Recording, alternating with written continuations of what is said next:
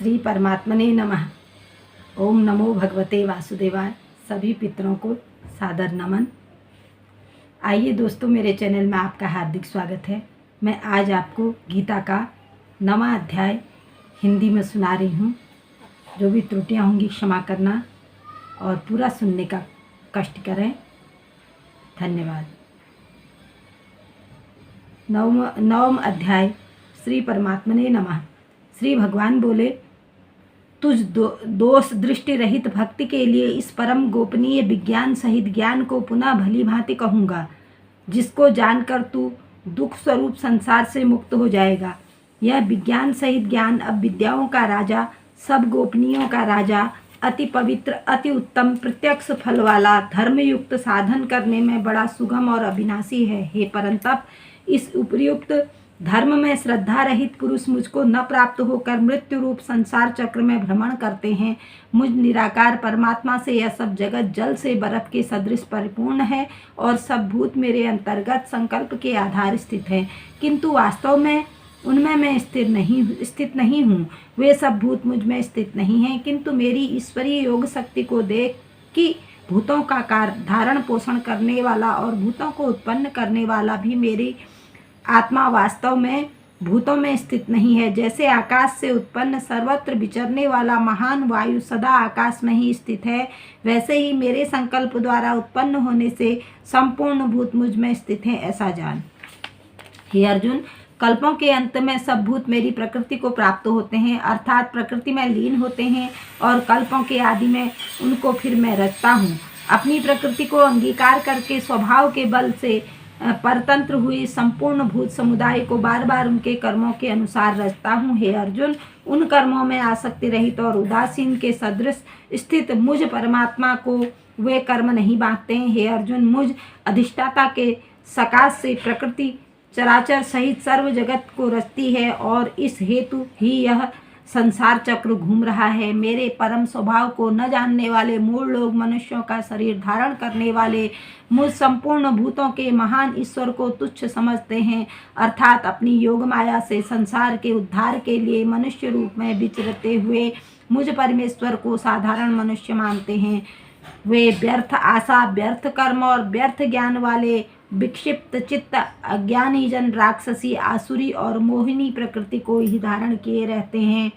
परंतु हे कुंती पुत्र, दैवी प्रकृति के आश्रित महात्मा जन मुझको सब भूतों का सनातन कारण और नाश रहित अक्षर स्वरूप जानकर अनन्य मन से युक्त होकर निरंतर भजते हैं। वे दृढ़ निश्चय वाले भक्त जन निरंतर मेरे नाम और गुणों के कीर्तन करते हुए तथा मेरी प्राप्ति के लिए यत्न करते हुए मुझको बार बार प्रणाम करते हुए सदा मेरे ध्यान में युक्त होकर अनन्य प्रेम से मेरी उपासना करते हैं। दूसरे ज्ञान योगी मुझ निर्गुण निराकार ब्रह्म का ज्ञान यज्ञ के द्वारा अभिन्न भाव से पूजन करते हुए भी मेरी उपासना करते हैं, और दूसरे मनुष्य बहुत प्रकार से स्थित मुझ विराट स्वरूप परमेश्वर की पृथक भाव से उपासना करते हैं।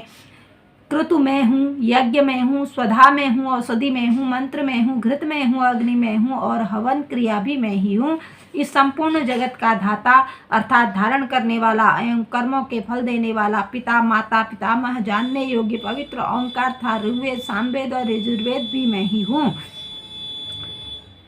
प्राप्त होने योग्य परम धाम, भरण पोषण करने वाला, सबका स्वामी, शुभाशुभ का देखने वाला, सबका वासस्थान, शरण लेने योग्य, प्रत्युपकार न चाहकर हित करने वाला, सबकी उत्पत्ति प्रलय का हेतु, स्थिति का आधार, निधान और अविनाशी कारण भी मैं ही हूँ। मैं ही सूर्य रूप से तपता हूँ, वर्षा का आकर्षण करता हूँ और उसे बरसाता हूँ। हे अर्जुन, मैं ही अमृत और मृत्यु हूँ और सत असत भी मैं ही हूँ। तीनों वेदों में विधान किए हुए सकाम कर्मों को करने वाले, सोमरस को पीने वाली, पाप रहित पुरुष मुझको यज्ञों के द्वारा पूज कर स्वर्ग की प्राप्ति चाहते हैं। वे पुरुष अपने पुण्यों के फल स्वरूप स्वर्ग लोक को प्राप्त होकर स्वर्ग में दिव्य देवताओं के भोगों को भोगते हैं।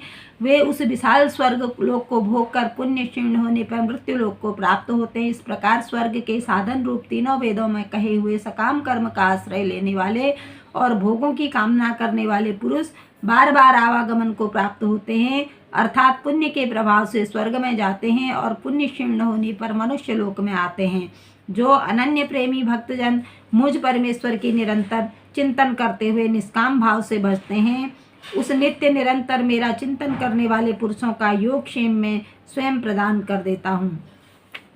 हे अर्जुन, यद्यपि श्रद्धा से युक्त जो सकाम भक्ति दूसरे देवताओं का पूजन करते हैं वो भी मुझको ही पूजते हैं, किंतु उनका वो पूजन अविध पूर्वक अर्थात अज्ञान पूर्वक है, जो क्योंकि संपूर्ण यज्ञों का भोक्ता और स्वामी भी मैं ही हूँ, परंतु वे मुझ परमेश्वर के तत्व से नहीं जानते, इसी से गिरते हैं अर्थात पुनर्जन्म को प्राप्त होते हैं। देवताओं को पूजने वाले देवताओं को प्राप्त होते हैं, पितरों को पूजने वाले पितरों को प्राप्त होते हैं, भूतों को पूजने वाले भूतों को प्राप्त होते हैं, मेरा पूजन करने वाले भक्त मुझे प्राप्त होते हैं। इसलिए मेरे भक्तों का पुनर्जन्म नहीं होता है। कोई भी भक्त मेरे लिए प्रेम से पत्र पुष्प फल जल आदि अर्पण करता है, उस सद्बुद्धि निष्काम प्रेमी भक्त का प्रेम पूर्वक अर्पण किया हुआ वह पत्र पुष्प आदि में सगुण रूप से प्रकट होकर प्रीति सहित खाता हूँ। हे अर्जुन, तू जो कर्म करता है, जो खाता है, जो हवन करता है, जो दान देता है और जो तप करता है, वह सब मेरे अर्पण कर। इस प्रकार जिससे समस्त कर्म मुझ भगवान में अर्पण होंगे, ऐसे संन्यास योग से युक्त चित्त वाला तू शुभाशुभ फल स्वरूप कर्म बंधन से मुक्त हो जाएगा और उनसे युक्त होकर मुझको ही प्राप्त होगा। मैं सब भूतों में संभाव से व्यापक हूँ, न कोई मेरा प्रिय है न प्रिय है, परंतु जो भक्त मुझे प्रेम से भजते हैं वे मुझ में हैं और मैं भी उनमें प्रत्यक्ष रूप से प्रकट हूँ। यदि कोई अतिशय दुराचारी भी अनन्य भाव से मेरा भक्त होकर मुझे भक्ता है तो साधु ही मानने योग्य, क्योंकि वह यथार्थ निश्चय वाला है, अर्थात उसे भली भांति निश्चय कर लिया है कि परमेश्वर के भजन के समान अन्य कुछ नहीं है। वह शीघ्र धर्मात्मा हो जाता है और सदा रहने वाली परम शांति को प्रदान होता है। हे अर्जुन, तू निश्चय पूर्वक सत्य ज्ञान जान कि मेरा भक्त नष्ट नहीं होता है।